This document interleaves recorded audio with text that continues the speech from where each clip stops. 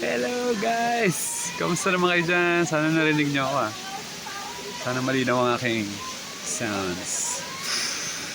Naalala ko kayo kasi kakatapos ko lang maligo. Gusto nyo makita? I'm back here sa Balay Nipa. Meron ditong magandang liguan na ilog. Look oh. Yeah.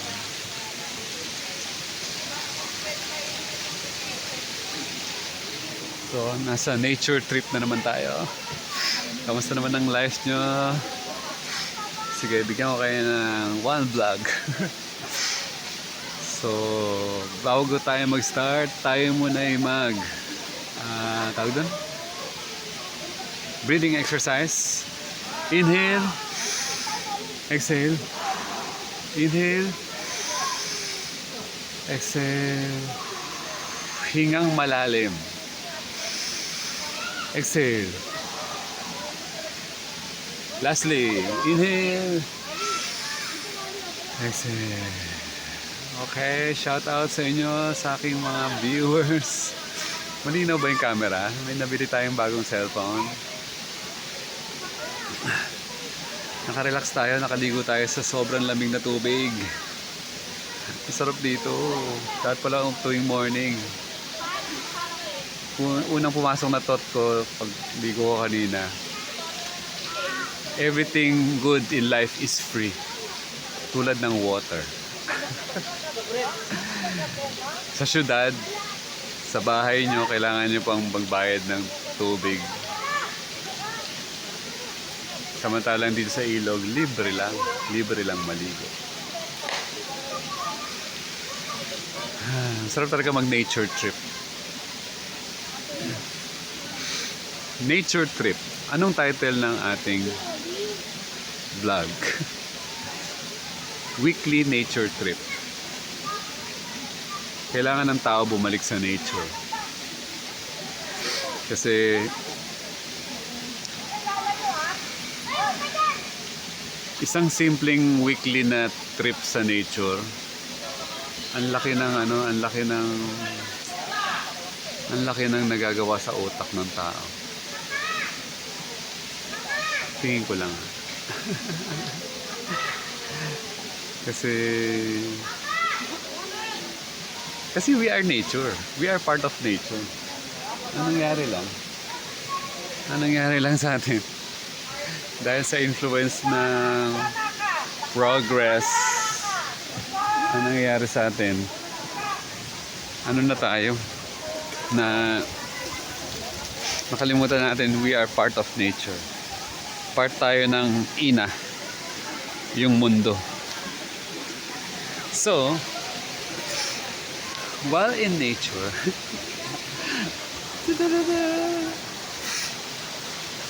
yun, maganda spend time. At least, kung nag-work ka, at least spend time once a month. Sobrang relax. Kasi itong mga nakaraan, ang ginawa ko, puro mall.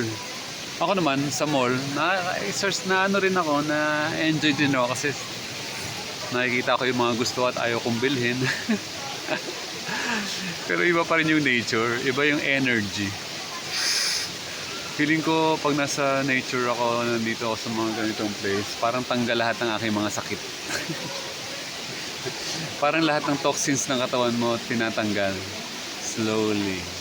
Mawawala ang yung mga baggages sa buhay. Kanina naalala ko, meron akong picture na baby pa lang ako. Nandun ako sa ilog na umaagos na water. Meron kaming picture na ganun. So nature kasi is forever talaga. Kumbaga ito yung mga bagay na matagal nang gustong bumalik sa'yo. Pansinin mo naman ang nature. Ang nature is dapat hindi siya for vacation only. Dapat ang nature is gawin mong natural everyday. Anong nangyari ngayon? Lahat ng mga natural hindi na natin ginagawa. Kung ano yung mga... Kaya sumikat yung word na natural, di ba? Yung natural na ikaw. Ako, habang lumalalim tayo sa pag-aaral ng nature, pag-aralan mo. Ano ba ang nature ng body mo? Lumanghap ng sariwang hangin? O lumanghap ng polluted air? Siguro naman. Gusto mo nature. It will make you healthy. Ito yung buhay ng iyong mga cells. Ay, feeling ko yung aking katawan, yung aking mga cells sa katawan, nagpapasalamat. Salamat, dinala mo na naman kami dito. Naka-feel naman kami ng nature. Nakakaroon naman kami na fresh water na pumapasok sa katawan. Yeah. So, ang message for today, go back to nature. Spend time. Talaga magyaya ako dito. Kailangan next week nandito ulit ako. Kailangan ko magyaya ng maraming mga friends para mas dumami ang magising sa katotohanan ng buhay. Ang buhay ay hindi lang puro na lang trabaho. Kailangan ine-enjoy. Laking word sa akin yung enjoy. Ano sa Tagalog na enjoy? Sige nga, put nyo sa comment below.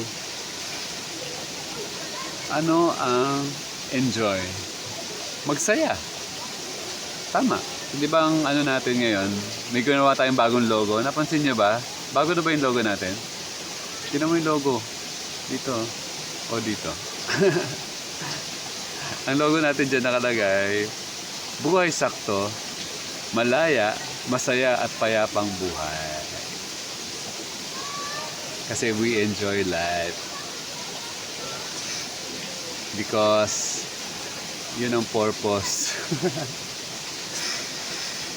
Ay.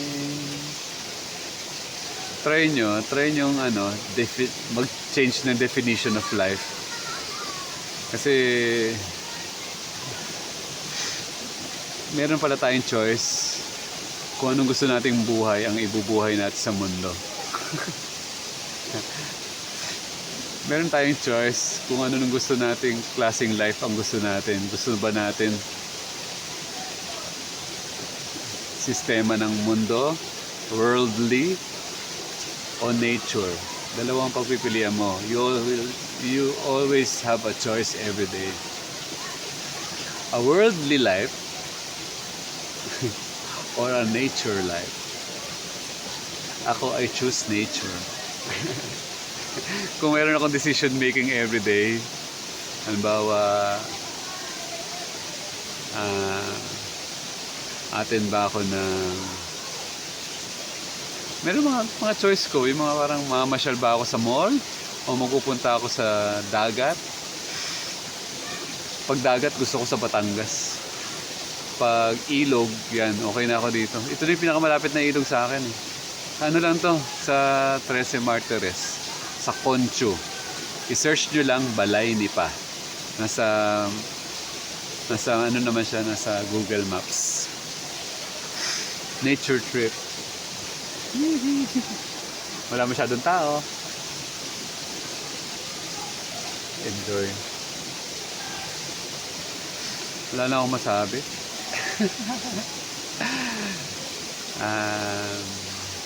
Yan, give yourself time mag-nature.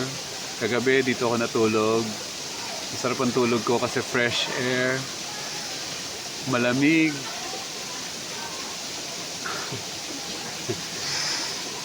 Libre, fresh air, cold air. Kaninang mga madaling araw medyo umulan-ulan. Konting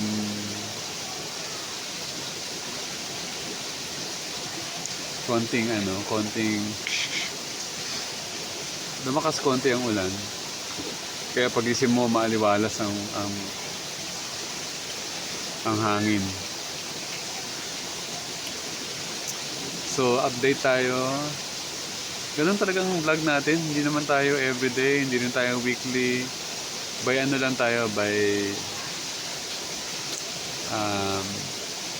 kung kailan lang gusto. By flow. Ito lang. Okay lang yun. Walang sistema. Wala ring